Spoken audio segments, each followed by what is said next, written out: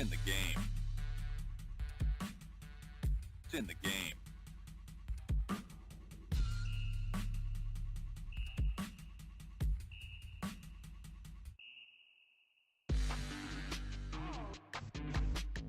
What's up, everybody? Welcome to the In the Game podcast. I'm your host, Jordan Stacks on Stacks Lads. Here by myself, solo tonight. We're going to break down the NCAA tournament. We're going to do the first round against the spread. Going to do this every week up until the end of the Final Four. So stay locked, stay loaded with me. We're being brought to you by Devour tonight. Make sure to go to devour.com or download the Devour app straight to your mobile device and use promo code Taproom for $10 off your first purchase of $25 or more. Let's go, y'all! Yes. So let's just hop right into it. So tonight we had the first four start. We had Memphis against Indiana. Wyoming against Indiana. Sorry, Wyoming, Memphis, pretty close. Not really, but that's okay. I really liked Wyoming +4 in this. I didn't see them going beyond the first round, especially how they played lately. They did have a great season though. They really battled in the Mountain West, and the Mountain West was a great conference.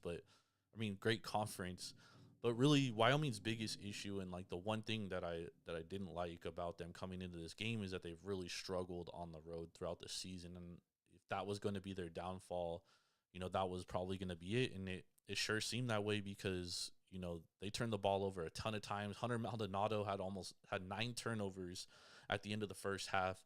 It was looking pretty ugly. Didn't like the way they played in that first half, and it was just too much to overcome. And Indiana's been playing great, man. Indiana has been playing great. I shouldn't say been playing great. They played great in the Big Ten tournament, which is obviously on a neutral floor. Dayton, Ohio, much closer to Indiana than it is Wyoming, so it is what it is. Wyoming took the L. Tomorrow we have 2 more games. We have Bryant versus Wright State. And right now, currently, this game is Wright State -2. So the line opened -2.5. It's moved to 2 now. Bryant Bulldogs 22-9, 17-13 against the spread against Wright State, who's 15-18 against the spread. Pretty interesting with Wright State getting a lot of the money early on here. Wright State coming off 6 straight W's. Bryant coming off 7 straight W's. Both these teams really hot. Obviously, both play in lesser conferences, so probably a little bit as to why, we haven't really heard a ton about them. Wright State, winners of the Horizon League. And Bryant, 22-9. I don't have much of an opinion on this game, to be honest. I watch a lot of college hoops. Haven't watched a ton of Bryant and Wright State, though. I'd probably, just because I don't love the line movement, I'd probably go with, probably take Bryant here, plus the points, getting the 3.5. Both are pretty even efficiency-wise. Wright State, 108th in offensive efficiency. 52, they're getting 52 effective field goal percentage, so that's pretty high percentage. That's top 100 in the country. Not a great three-point shooting team, only 213th in the country. 2-point percentage, 53.2, which is 53rd. Neither of these teams really great defensively. Bryant, 218th in the country in defense. 47% they're allowing from the field, which is 60th in the country, surprisingly. 88th in the country in opponent 3-point percentage. This is an interesting matchup here. Very interesting. Yeah, I'm gonna take the points here. I'm going to take the points. I'm going to take Bryant plus 3.5. I actually like them to win as well. I think they're going to win this game. And then we have Rutgers and Notre Dame. Now, this was interesting. Rutgers has been great at home this season. One of the best home teams. They have wins against some of the top Big Ten teams in the country at home. 14-3 at home, 4-9 on the road, 0-1 neutral site this year. So don't really like this game, but Notre Dame as well. They have not been that good. So this was an interesting matchup. I honestly didn't think Notre Dame was going to get into the tournament. I'm not going to lie. I thought that this was, you know, close on them because they don't have a ton of good wins. They beat Indiana. They did, they lost to Illinois, lost to Indiana, lost to Boston College, lost to St. Mary's. Their best top 50 wins are, well, they did beat Kentucky, so that's a solid win there. And then outside of that, they have no top 50 wins. That's one top 50 win they also beat North Carolina, but that was when North Carolina was really going through their struggles in January. So interesting that they got in, especially over a team like SMU's been playing really great basketball in the last month. Surprised that SMU did not get in. Shocked Notre Dame got in. But I like Notre Dame in this game because I don't love Rutgers outside of New Jersey. They just have not been a good team. If you look at their last six away games, they've lost to Minnesota. They beat Nebraska, who is bad, but they only beat them by 2 points. Northwestern, they lost to, again, not a great team. Then they beat Wisconsin on the road, which was a big win, probably their best win of the season. And then they lost to Purdue at home, good team. Michigan at home, decent team.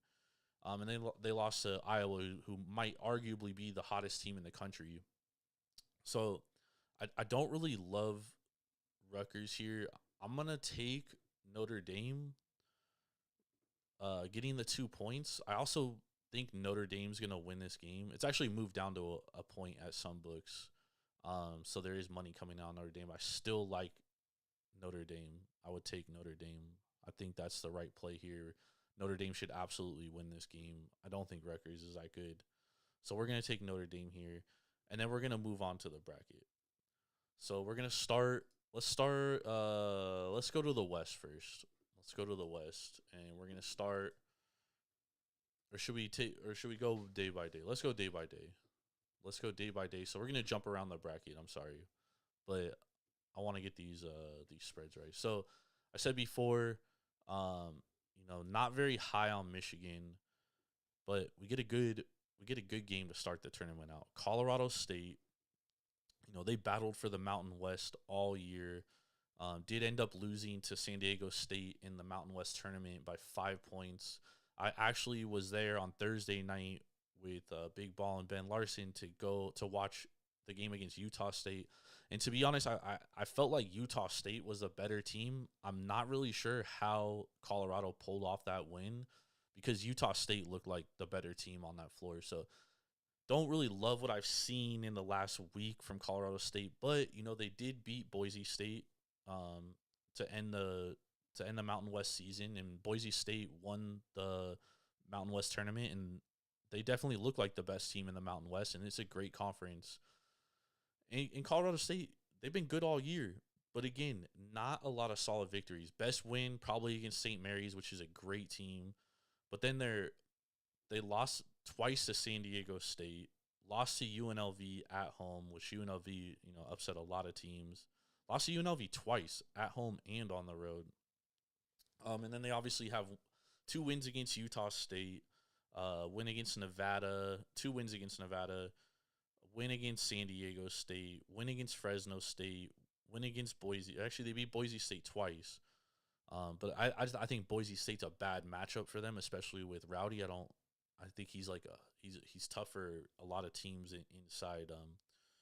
But that's the thing is that's where you look at this matchup.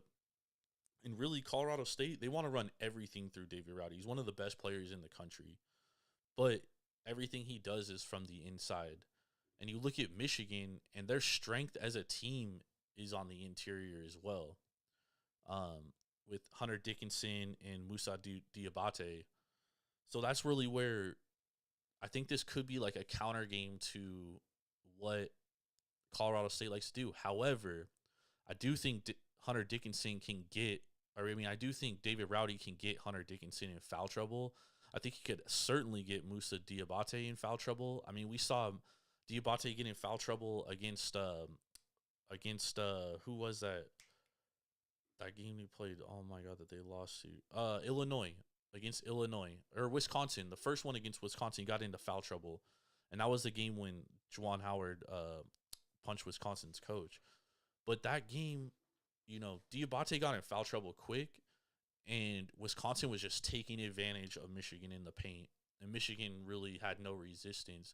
You also look at the games that Michigan has lost: Illinois, Iowa, Ohio State, Purdue.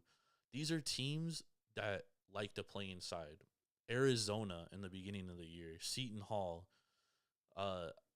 So this could be an issue. In 2-point defense, Michigan 50.8%. So they haven't really been too great defensively. But a big part of that is because they don't have a ton of depth on their front court. So if one of their bigs gets in foul trouble, this could be a long day. But on the flip side, if David Rowdy gets in foul trouble, which he tends to do, you look at the games he lost against UNLV, against Wyoming in the overtime game, he fouled out.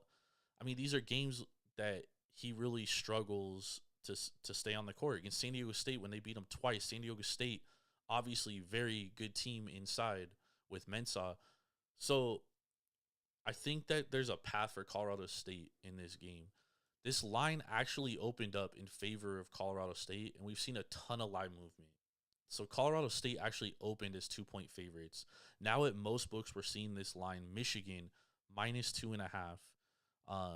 So a lot of money coming in on Michigan. I like Colorado State here personally. I like them with the points. I honestly think they're going to win this game. I picked them in my bracket to win this game. I just think that, David Rowdy's been playing great all year, and, he's going to see the whole world. And Isaiah Stevens has been playing great. John Tonje, Chandler Jacobs, Kendall Moore. I mean, this is a team that is a good team. And if you haven't watched the Mountain West, you're going to get to notice. Send it in, Jerome! Let's move on to the next game. So that game was in the South, by the way, the South. First game we're starting off with on Thursday. Going to be great. 9:15 a.m. for all those on the Pacific. All right, let's move into this next game. We got South Dakota and Providence. This is a game that I've seen a lot of people on Twitter talking about. Twitter and in the college basketball realm in general, been seeing a lot of people picking South Dakota as like the upset of the first round, and I'm just not sold on it.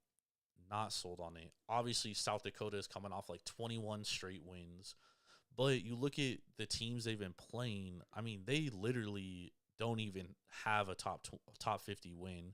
Their only top 100 win is against Washington State, and that was like on a neutral floor.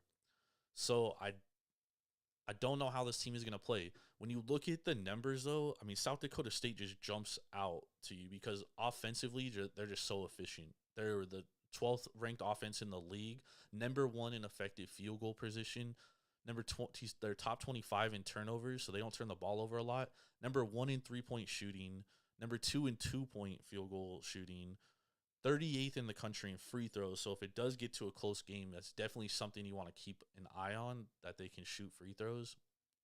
But they're not very good defensively. And that's the issue, because Providence, like, they've just played the Big East is a tough conference. And not only is it a tough conference, but it's a conference where, a lot of these games are grinded out type games. And Providence is 80th in the country, top 100 in defense, top 40 in opponent effective field goal percentage, they're 57th in the country in opponent 3-point percentage. So, I mean, they mirror what South Dakota does very well. And one thing I like to look at in a lot of college basketball games, because what you'll tend to notice throughout watching college basketball is teams that rebound, and especially offensive rebound, they tend to win a lot more games because a lot of these teams aren't shooting like a super high percentage. So the more chances they get, the better they can be, which is an interesting team like Arkansas, which we're going to get to in a little bit. But here, I like Providence. Against the spread, though, what do we got the spread at right now? We got the spread at Providence only -2. I mean, I'm taking Providence. You're telling me less than a possession? Give me Providence all day long. All day long. Send it in, Jerome! All right, let's move into the next game. We got Memphis at Boise State. This is going to be a great game. This one is in the West. Right now, Boise State is the underdog, plus 2.5. Memphis minus 2.5. Memphis might be the best team in the country in the last month or so. They're coming off a big loss to Houston. They dogged Houston the first 2 times they played them, beat them by 10 the first matchup at Houston, and then they beat them by. They ended up only winning by 14 in the last matchup, but I mean they were up by 30 at one point, and they were just in control of that game. They turned the ball over 19 times or forced 19 turnovers, and that's something that's also huge is teams that hang on to the basketball. This is a interesting game for the simple fact that Boise State, they don't turn the ball over a lot, but they force a lot of turnovers. And Memphis, on the flip side, they do force some turnovers. They're top 50 in forced turnovers, but they give the ball away a ton. And that was a key reason why they lost that game against Houston on Sunday, was because they turned the ball over 15 times in the game. Now, Memphis it's a younger team in the sense that, their best players, Jalen Duren, and Josh Minot talent-wise, but he hasn't really been playing. But even Dandridge is a junior, but ever since they've been playing more upperclassmen, it's just they've been a much better team. Tyler Harris is senior; he's been a key part of what they're doing. Quinones has been huge. Alex Lomax, their guard play is very good, which could cause Boise State some issues. But Boise State is a ferocious team, man. I'm telling you, and they play inside, outside very well. They got this freshman on their team. His name is Tyson Dagenhart. The kid is 6'7", can shoot the three, can score down low. I mean, he could do it all. He's a very interesting player. And then they're led by a ton of seniors, dude. Like, they got a ton of seniors. Abu Kabab, who's been great. Emmanuel Akot, who's been very good. Marcus Shaver, their point guard, he's been very good. He can shoot the three. His biggest issue is he's not a good free throw shooter, which when games come to push to shove, and your best ball handler is not a good 3-point shooter, that can sometimes cause issues.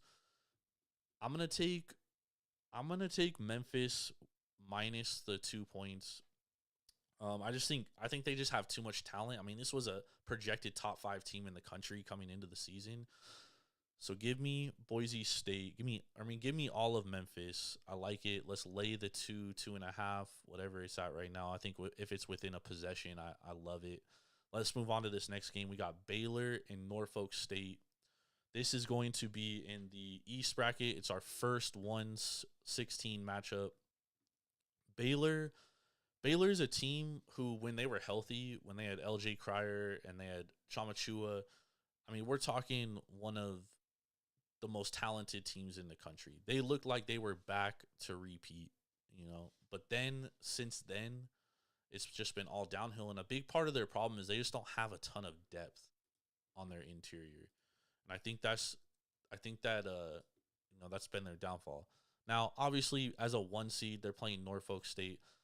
Norfolk State, the reason why I don't love this game for them, well, obviously, Baylor has a lot more talent, even with the injuries. But one thing, Norfolk State, on Sunday when they played Coppin State, and Coppin State is not a good team. They just won 2 games. They got hot at the right time. They shoot a ton of threes, and if some go down, it changes the game. But one thing they couldn't do was they could not solve the 1-3-1 zone that Coppin State had. And Baylor throws a lot of different looks out, and they're a very, very athletic team. They're a much more athletic team than anything Norfolk State has seen, obviously. Like, it's just totally different. Now, 21.5 points, I do think that is a lot for Baylor, or 21. I do think that's a lot of points for Baylor to give up, just because they don't have a ton of offense. James Akinjo has the transfer from Arizona. He's obviously been their best player throughout the year, especially with LJ Cryer going out. Kendall Brown, a freshman. Soshan, a freshman as well. They played very good since some of these injuries. Flo Thamba, very good defensive presence, but, outside of him, just not a ton of bigs. I'm going to take the points here. I also would look at the under on this one, under 137.5. I like the under here. These are both teams that don't really score a ton. Norfolk State, 190th in offense. and 121st in the country in 3-point percentage, and they're 12th in the country in 3-point percentage again. So I like the under here. I'd definitely take the first half under. I'm absolutely gonna look at that number. I think I love that number, but I'm gonna take the 21 for Norfolk State. I'm gonna take the dog in this one. Send it in, Jerome! All right, let's move on to the next game. We got Tennessee versus Longwood. Tennessee is one of my favorite teams right now. I bet them throughout this weekend, and they won me a lot of money. So tends to happen that way when this happens. But Tennessee's clicking at the right time. I mean, they're coming off 8 straight wins, and they're playing some great basketball. Longwood on the flip side, 14th seed, not looking. I don't think they stand a chance. Obviously, they're the winners of the Big South Conference, beating Winthrop, who usually wins those Big South tournaments. But yeah, Tennessee obviously just way too much. Tennessee's been playing great. If you haven't been paying attention, Kennedy Chandler, he's one of the best freshmen in the country. He's probably going to enter the NBA draft. He's going to be a lottery pick. But Santiago Vescovi, this kid, like, he impressed the hell out of me this weekend, especially against Texas A&M. Ziegler, he didn't even have any points through the first 3 quarters of the game, but Vescovi was really picking up. The one thing I do think hurts Tennessee is that Kennedy Chandler and Zakai Ziegler, they're both freshmen, and I think that could, I don't love underclassmen in the NCAA tournament because experience usually always wins, but, Wyoming was the more experienced team today against Indiana, and you couldn't tell. I mean, Indiana turned the ball over a ton. But Tennessee just way too much firepower here. I definitely think they're going to cover this number, -17. I actually have Tennessee making a run close to the Final Four. I have them losing to Arizona. But Tennessee's a great team. -17, I like it. Let's move on to the next game. This is in the South region, by the way. Iowa versus Richmond. Iowa -9.5 versus Richmond right now. Richmond won the A-10. Iowa, obviously Big Ten champs. And Richmond, they had to win the A-10 tournament to get in. And boy, did they have a great tournament run. That was some special stuff. Both their final games against Dayton and against Davidson, they were down by 7 or more points with less than 2 minutes to go and ended up winning the game. And Davidson is one of my favorite teams in the country. They are a great team, which we're definitely going to get to later. But Richmond, they're top 70 in offense. They're led by Grant Golden, who's their center. He's a senior, but really Tyler Burton, Nick Sherrod, those are like their 2 go-to guys down the stretch usually. Jacob Gilliard's been really good too. Nathan Kayo also been great, and Andre Gustafsson has filled in really well for this team. They shoot the 3 pretty well, above average in college, 33.7%. They get to the rack, especially with Golden, and on the screen and roll with Tyler Burton or Nick Sherrod or Gilliard, they're able to get to the bucket and they score. Not a good offensive rebounding team, but they don't allow a ton of offensive rebounding, so they get a lot of defensive rebounding, which is also a good thing because you don't want teams to get offensive boards. But I think Iowa is just too much here for Richmond. I mean, Keegan Murray has looked like the best player in the country in the last week or so. And I just think 10.5 points, I don't think that's enough. I like Richmond. I don't want to disrespect them. I think they're a good team, and they've been covering the spread like crazy recently. But they're also one of the worst teams against the spread throughout the entire season, only covering the spread 16, 18, and 1, under 500. And Iowa's been one of the best teams against the spread, 22 and 13.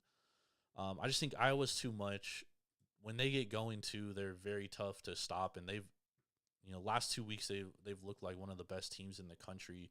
Beating Purdue was huge for the Big Ten championship.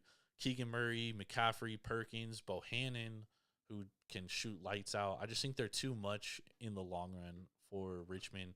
I got to move on in the bracket. I'm also going to lay the points here. We're going to take Iowa. Send it in, Jerome! And and then we're gonna move on to the next game. Gonzaga versus Georgia State. Georgia State, and Gonzaga. Gonzaga, one of the best team or the best team in the country, probably. When it comes to offense, number one offense in the country. They also have like the most shots a game because they don't hold the ball very long. They are the number one team in the country with only 14 and a half seconds per possession. Number one team in the country. And they force a lot of teams to play their style of basketball. The one team that does not allow them is St. Mary's. I don't know why, but St. Mary's got crushed in the championship. But other than that, I mean, they haven't allowed them to play their style. But I mean, Gonzaga just way too much talent. Drew Timme, Chet Holmgren. If you haven't seen this kid play, he's incredible. 7 feet, moves like a guard. Definitely going to be a top 3 pick in the NBA. But they have a lot of good players around them. Julian Strawther, who's made a huge jump from his freshman year. Razir Bolton and Andrew Nembhard. And when Nembhard, the key thing with Gonzaga is if Nembhard is hot from 3, they're damn near impossible to beat. Like, this team is very tough to beat. And their 3 losses this year, Duke, Alabama, St. Mary's. I mean, we're talking top 30 teams in the country. Alabama probably being the worst, but, Alabama was close. It was a semi-home game. Alabama caught fire. Alabama didn't cover a game for like 3 weeks after that, too. So it was a very interesting game. Obviously, Gonzaga just way too much here. 23.5 points. I'm going to lay the 23.5. I think that's easy, and I have them moving on in my bracket, and we, too, are going to move on to the next game. Let me get a sip here. All right. Our next game, we got North Carolina and Marquette. Now, this one should be a fun one. North Carolina playing very great basketball of late. Obviously, upsetting Duke in their final home game. Or not their final home game, but Coach K's final home game. And Marquette, honestly, there was a stretch this year in January where Marquette looked like a top 10 team in the country. And they were playing great defense. But this is a very young team. They start a lot of freshmen. Justin Lewis, their best player, is a freshman. David Joplin is a freshman. Kolak's a freshman. Prosper is a freshman. Cam Jones is a freshman. I mean, this is a team, their rotation is basically built of freshmen. And I think that's why we've seen them falter down the stretch. They lost 6 of their last 10 games. Wins against Villanova, though, at home. Georgetown at home. Butler at home. St. John's at home. Not good away from home. I like North Carolina here. It's crazy because I like Marquette and I like Shaka Smart, but North Carolina is just playing very well of late. Much better against the spread. They're 7-3 in their last 10 against the spread. And coming off wins against Virginia, Duke, Syracuse, NC State, Louisville. That loss against Virginia Tech, but Virginia Tech is playing some great basketball right now. But we're gonna take North Carolina here minus the 3.5. I'd probably buy a half a point to -3 if I was gonna play this one, and I would definitely take the over here, 152 points, because both these teams are giving up a lot of points and they're scoring a lot of points as of late. Marquette probably, if I'm not going to trust a team to score, it's definitely going to be Marquette here because North Carolina shoots a lot of threes. They hit a lot of threes. But Marquette, 104th in the country. I just wonder if the moment might be too big for the freshmen, but I actually love the over here. We're going to take over 152. This is actually one of the few overs in the first round that I like because a lot of times in the first round, what tends to happen is that these teams come in, they're not familiar with the scenery, the moment's very big. I love first half unders the first weekend, but I really like the over here, over 152 Marquette and North Carolina. And then we're going to move, and I'm taking North Carolina in my bracket. That's in the West. No, that's in the East. Sorry, that's in the East. And then we're going to move on to Connecticut and New Mexico State. Now, this is a game that I actually like here. And I got this game. It opened at 7.5. I got New Mexico State. We've seen this bet down to 6.5 now because we've seen a lot of money come in on New Mexico State. But I really, New Mexico State is a team that I love to. I've watched a lot of this year in the WAC conference. Obviously, being on the West Coast, I see a lot more of these West Coast teams. But New Mexico State, top 100 in offense and defense. Their only weakness on offense is their 3-point shooting. But on the flip side, Connecticut defensively, I mean, they're actually not good against a 3-point, but they're a top 50 defense, and really where they're a good defense is inside. I thought they were a lot better defensively, but I still like New Mexico State here. Because they're good defensively inside, outside. Their biggest weakness is 3-point shooting. They only shoot at 33%, and free throw percentage only 69.3% as a team. They get 31.5% of their points from 3-point lane, which is actually a lot for a team that shoots at 33%. Connecticut, obviously, they have R.J. Cole. He was a Big East Player of the Year nominee. Sinago is big inside. He always tends to muck things up a little bit. And Tyrese Martin. But I like New Mexico State here. This is a team that, they're filled with a lot of dudes that have played for a while, and they played with each other. Jabari Rice, one of the best players in the country nobody knows. Teddy Allen, Johnny McCants. I like this team, dude, and they have a lot of size, a lot of length. I think they're going to give Connecticut trouble, dude. And I actually picked New Mexico State in my bracket, and New Mexico State as, I like them. I would take a money line here. I would bet responsibly money line. Now, don't go throw a mortgage on it or anything, but I like them money line. I think if there's a 12-5 upset in the first round, this is the one that I'm looking at. I think New Mexico State has what it takes.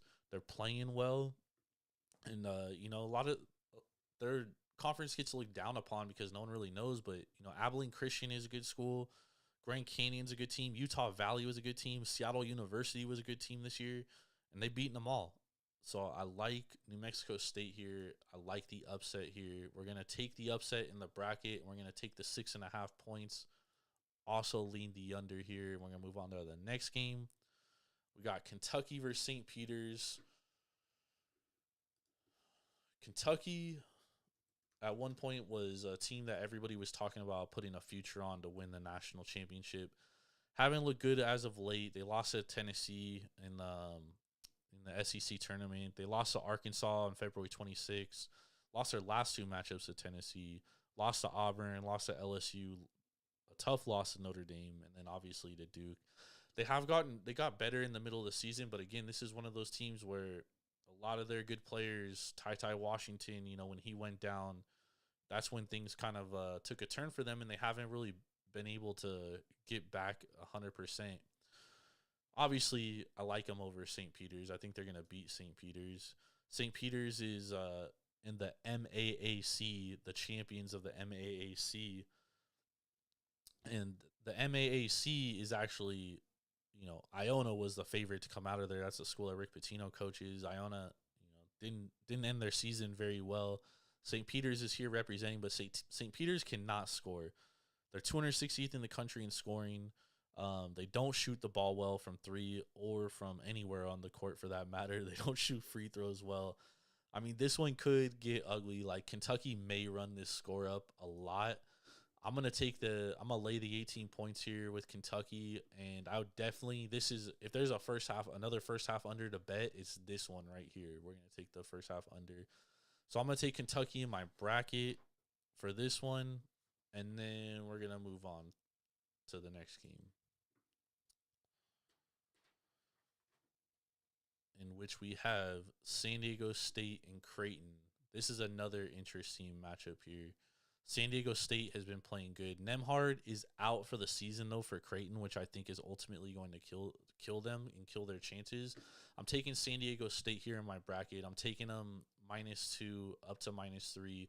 My only concern about San Diego State is that sometimes they just struggle to score. We saw that against Boise State. They held them to under 60 points and couldn't win the game. So if there's a issue with San Diego State, it's going to be because at some point they can't score enough and they don't shoot free throws very well. But they are so good defensively, second in the country in defense, top 40 in three-point percentage against, top 40 in field goal percentage against. So we're going to take San Diego State here. If it's as long as it's within one possession, again, this is another game that I like the first half under, but we're gonna take San Diego State in the bracket. We're gonna move on to the next game. Send it in, Jerome!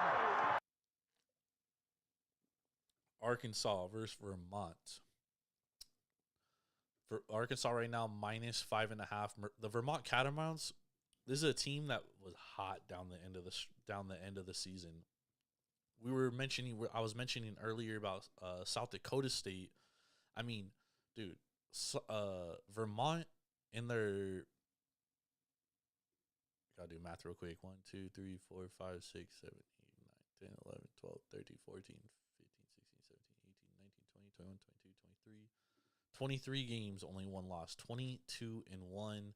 But just like South Dakota State, they haven't played a ton of competition. All the teams they've played in the top 100, they've lost against.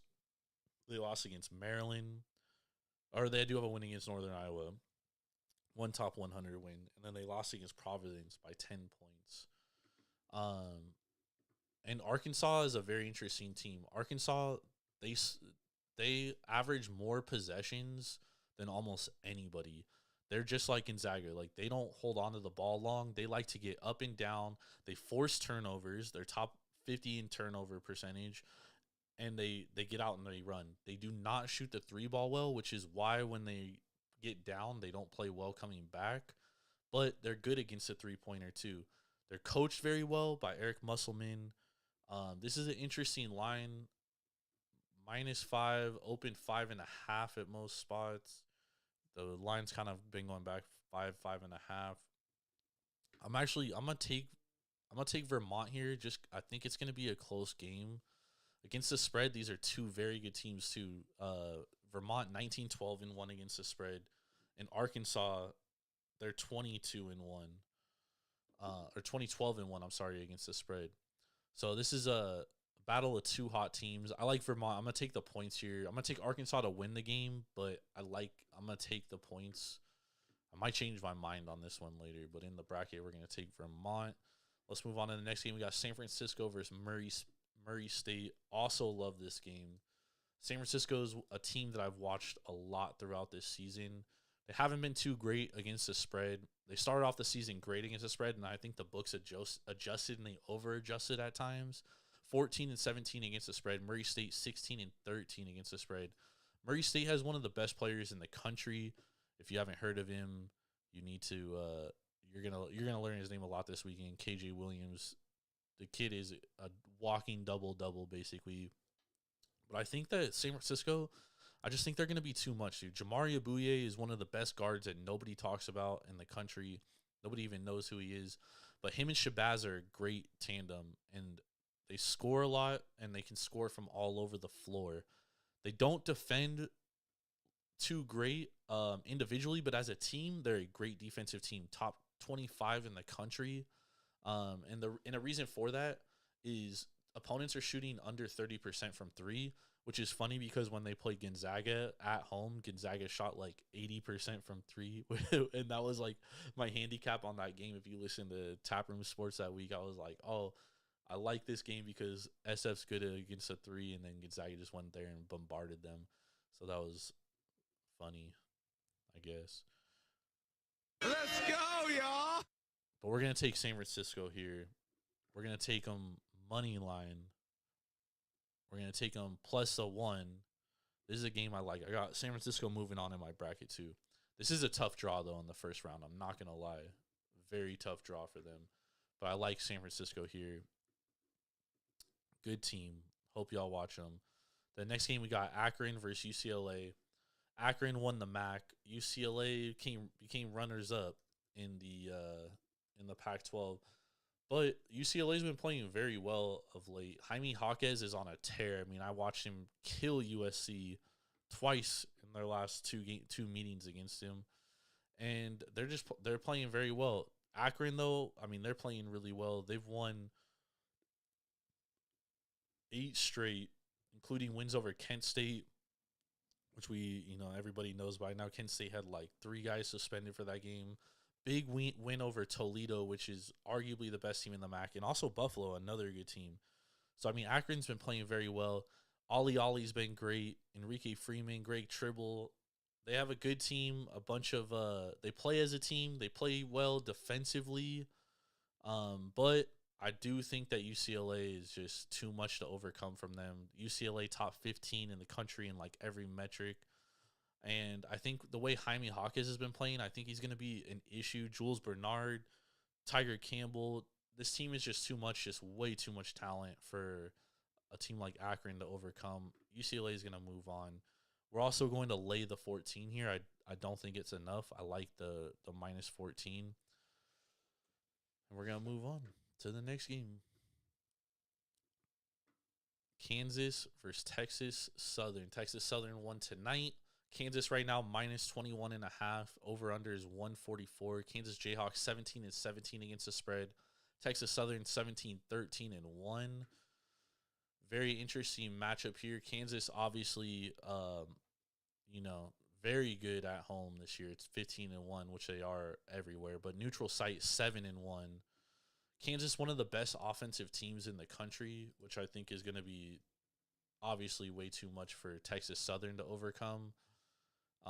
Kansas fourth or sixth in the league offensively. We're gonna take the points here. We're gonna lay it. And this is one where I would actually take the over as well. 144. I don't think it's enough. I think Kansas is gonna put up at least 80, 85 themselves. So I'm looking at the over in this game. I would lay the points though, but we're definitely gonna take Kansas. We're gonna move on. We haven't even finished Thursday yet. We still got Friday to go. We're going to go Fresno State versus, that's a CIT. Never mind. We're going to go to Friday. We're moving to Friday. We got Loyola Chicago versus Ohio State. And a good matchup here. Sorry, where did I go? I lost my spot here. Oh, Loyola Chicago, Ohio State. This is another upset that I've circled on my bracket. I like Loyola Chicago here. Not good against the spread, 13-17-1. Ohio State, though, 15-15 against the spread. Ohio State's been stumbling down the stretch here. They've lost 4 of their last 5 games, including L's to Penn State, Michigan, Nebraska, and Maryland, which are some of the worst teams in the Big Ten. And Loyola Chicago, I mean, they've been hot throughout the year. Obviously won the Missouri Valley Conference. They beat Drake, and they covered the spread. Beat Northern Iowa, covered the spread. And Loyola Chicago's, they've been a good team throughout the season. They have some top 100 wins against Vanderbilt, San Francisco, Bradley. Also lost a couple top 100 games against Missouri State, Drake, Bradley, and Northern Iowa. But this is a good Loyola Chicago team. Jacob Hudson, very good. Lucas Williamson, Ryan Schweiger. It's a team that plays well together. Drew Valentine has this team, picking up right where Porter Moser left them. I like Chicago. I like Loyola here. I'm not going to lie. I don't love Ohio State. I haven't loved Ohio State all season. I haven't loved the way they played down the stretch. It looks like E.J. Liddell has gotten very tired in the last few games. I just don't like Ohio State here. Don't love what I've seen. So I picked Loyola in my bracket. I'm picking them outright to win this game. I like Loyola here. We're going to move on to the next one. Jerome! We got Auburn and Jacksonville State. Auburn's another team that hasn't been playing good down the stretch.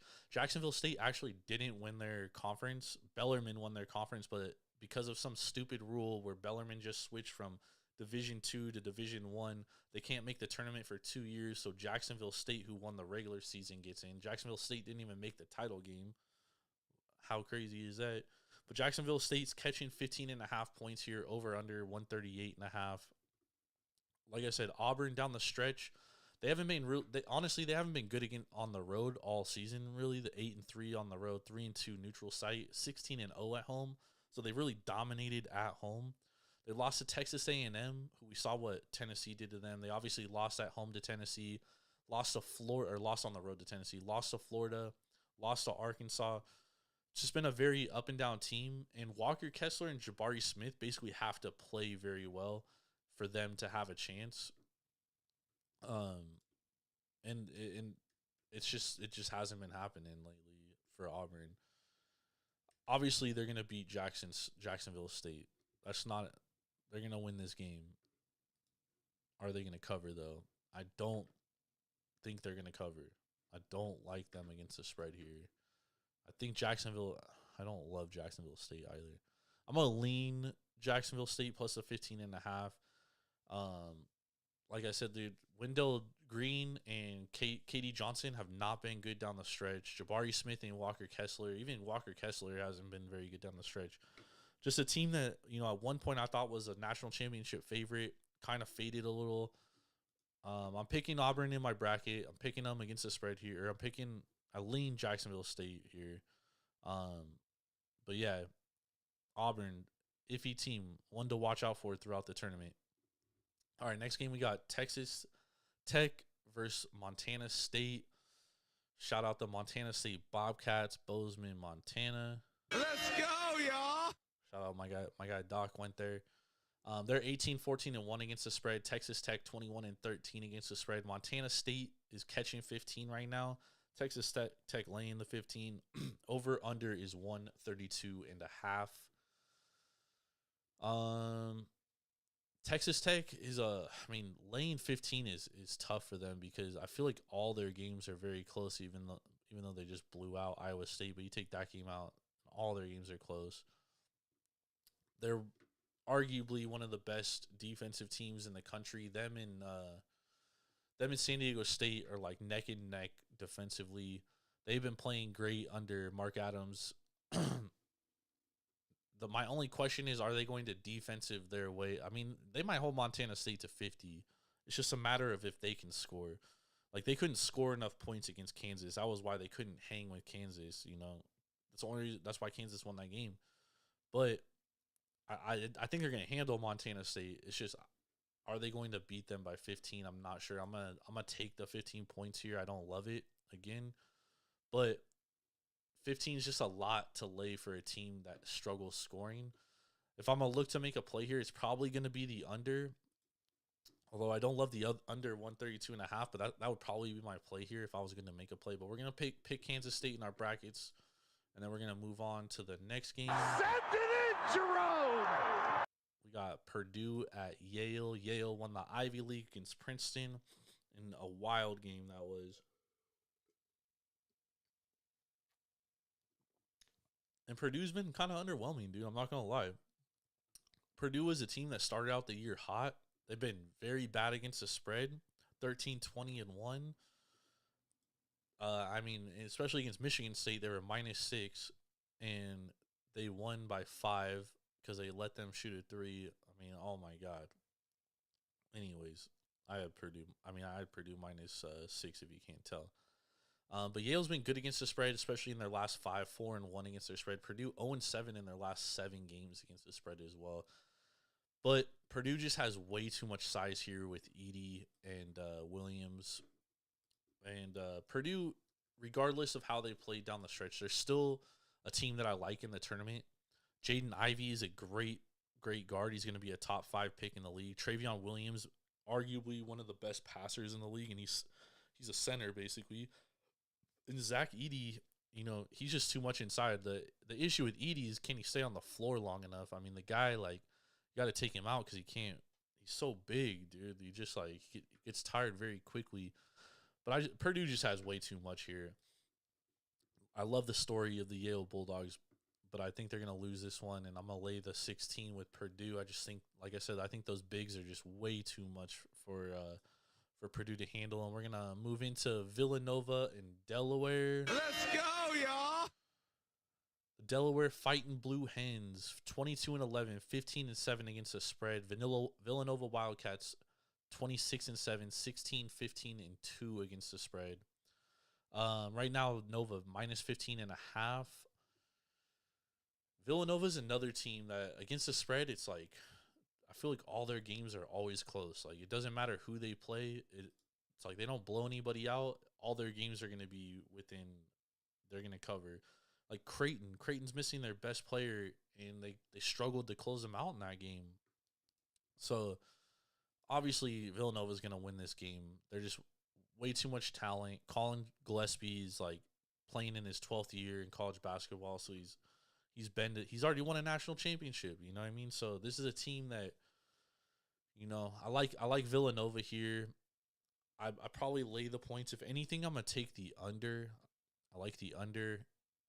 If I'm gonna bet this game, to be honest, I don't necessarily love minus 15.5, but I'm gonna lean Villanova minus 15.5, and then we're gonna move in to USC versus Miami.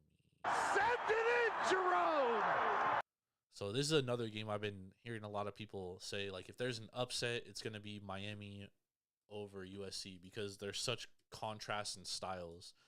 USC is very long and athletic, and Miami plays 5 guards for most of the game. Miami's top 20 in offense. They shoot the 3 very well.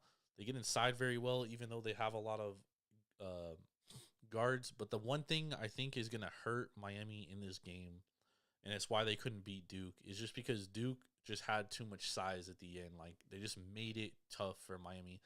And Duke only won the game by 4, but, I mean, they were in control of that game down the stretch. They kept letting Miami make a bucket because, there's only 30 seconds left, and Miami would make a bucket and then foul, and Duke would make it. And then they'd let Miami because they didn't want to foul them.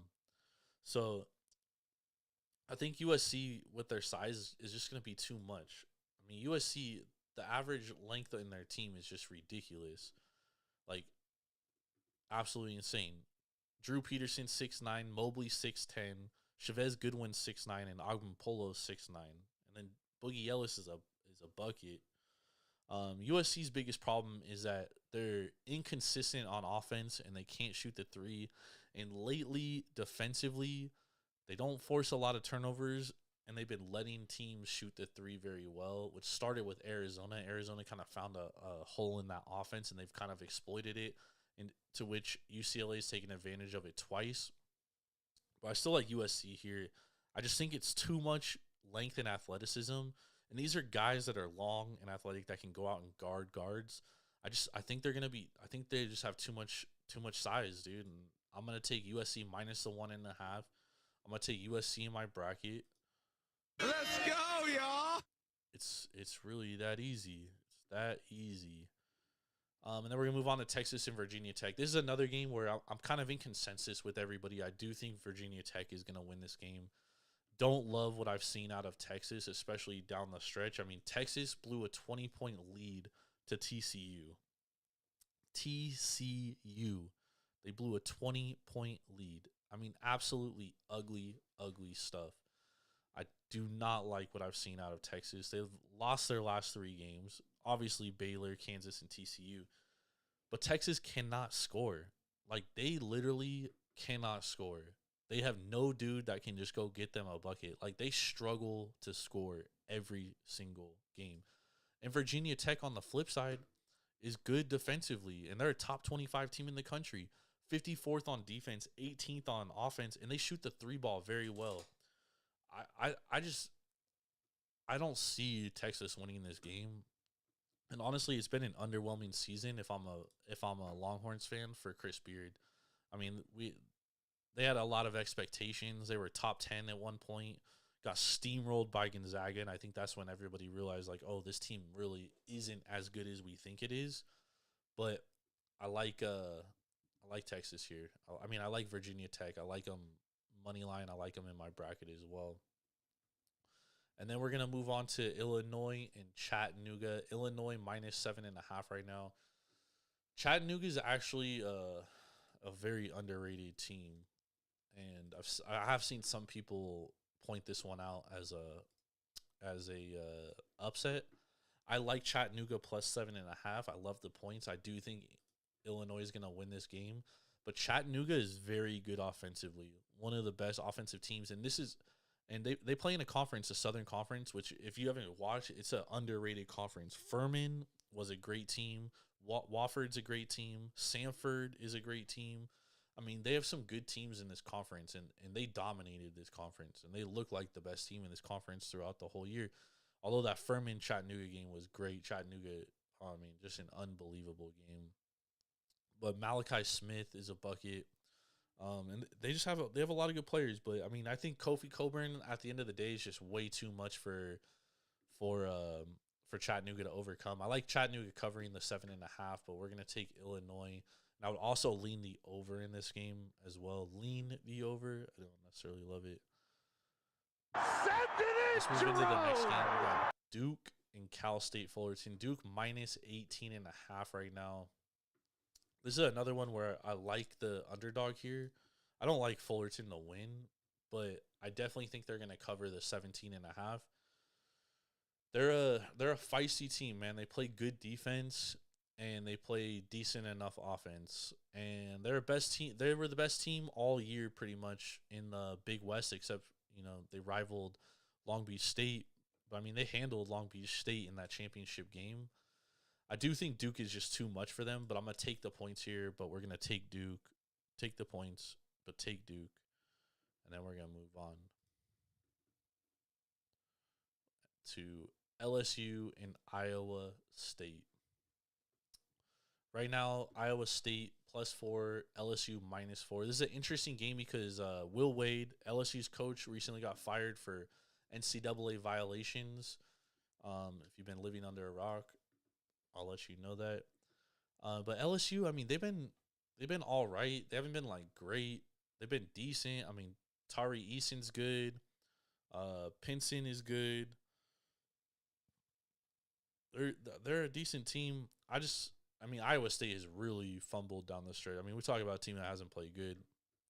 I just think the Will Wade stuff could be too much, but again, it could be enough emotion, and they've had enough time to deal with it and prepare for the game.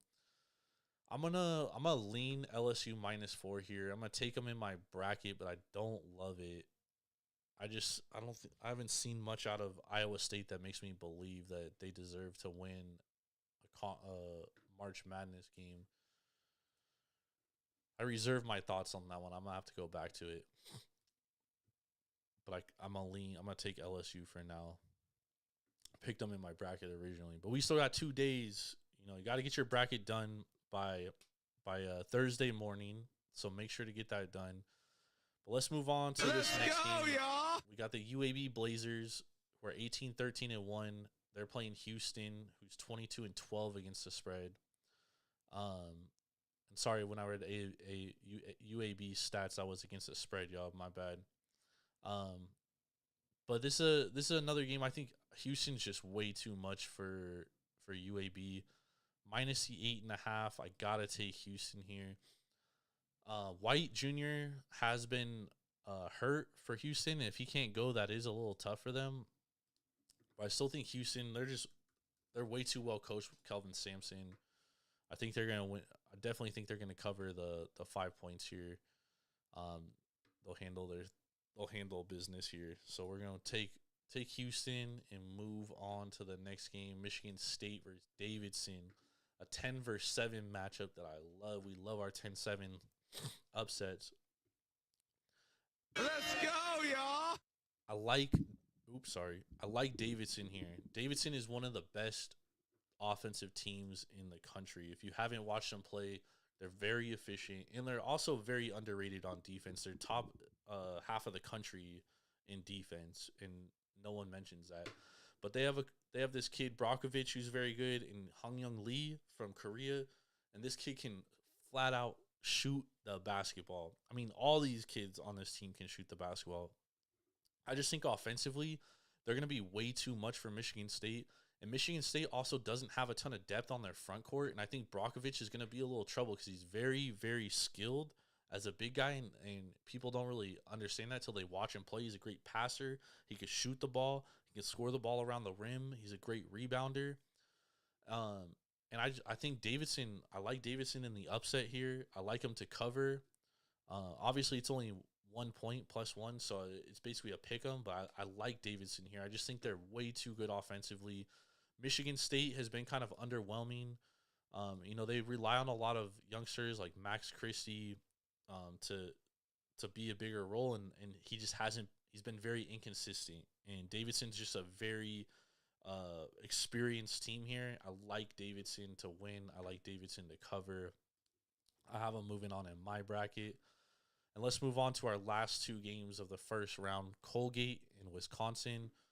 Colgate, like Vermont and a lot of few of these other teams, they've been very hot down the stretch. And by down the stretch, I mean since January, they've been playing unbelievable. But Colgate, obviously, they don't play in a great league in the Patriot League. There isn't a single team in the Patriot League that is top 100 in the country. But they're a good offensive team, and they shoot the three very well, like South Dakota State. So, I mean, this is a team that can definitely, like, hit a few threes and keep the game close. I probably lean Colgate plus a 7.5. Wisconsin, again, like a lot of teams in the Big Ten, like they've been very streaky throughout this season, and but they're a good team. Obviously, Johnny Davis at one point looked like the best player in the country. They lost that last Big Ten home game to Nebraska. They had already clinched a share of the Big Ten the Big Ten regular season. I just wonder if offensively, like they could get into a situation where they can't score and they can't stop Colgate enough to the point where Colgate covers. So I'm gonna take Colgate plus a 7.5. I'm gonna take Wisconsin to move on though. This is one to keep a lookout on though for a potential big upset here. A 14-3 upset. Let's move on to TCU and Seton Hall. TCU is a team I didn't think was going to get into the tournament, to be honest. I didn't think the win over Texas was enough to get them in. They've been a very streaky team, but I mean, since January, they haven't been very good. I mean, they got a ton of losses, they do have wins against Kansas, Texas Tech, West Virginia, Texas, Oklahoma, LSU. So, I mean, they got some good wins, but they also got some bad losses. Santa Clara, Baylor. Actually, all their losses are the top 100 teams. West Virginia is probably their worst loss. So, I mean, not too bad. But TCU's this is a team that can't score very well either. Mike Miles is probably their best player. But, they've struggled to score. And even in that win against Texas, when they went down 18, I was like, there's no way they're going to come back. But they really did it with defense. But then against Kansas, I mean, they had no chance because they couldn't score enough. They only scored 62 points. And that I think could be an issue in this game here. Seton Hall, though, at the same time, they've been kind of underwhelming, throughout the season. They're obviously missing, oh my God, what's his name? Bryce Aiken, he's out. But Jared Roden's been very good. Kadari Richmond's been good. This is an interesting team because, they hang their hat on defense, and that's what they do well. But they were scoring a lot too before Aiken went down. I think this is gonna be a defensive matchup. If there's a game we're gonna take the under 130, I think that is a play here. I'm gonna take Seton Hall to win the game just because I think they're a better overall team. So we're gonna take Seton Hall to win the game, but we're definitely gonna take the under there. And that's going to be the show for this week. So that's the first round. We're going to come back next week. We're going to talk about the second round. We're going to break it down. I shouldn't say that's the first round. That was the first set of games. Follow me on Twitter at JordanRulesTSP. I'll be breaking down games every day on there. I'll post some videos as well. Maybe even might be able to hop on and do another live show at some point this weekend. But thank y'all for tuning in. Make sure to go to devour.com or download the Devour app straight to your mobile device and use promo code Taproom for $10 off your first purchase of $25 or more. Once again, thank y'all for joining me. Catch me on Wagers this week. Catch me on APR. We're going to be breaking down some more USFL games. I'm Jordan Stacks on Stacks on Stacks. Lads, y'all have a great night.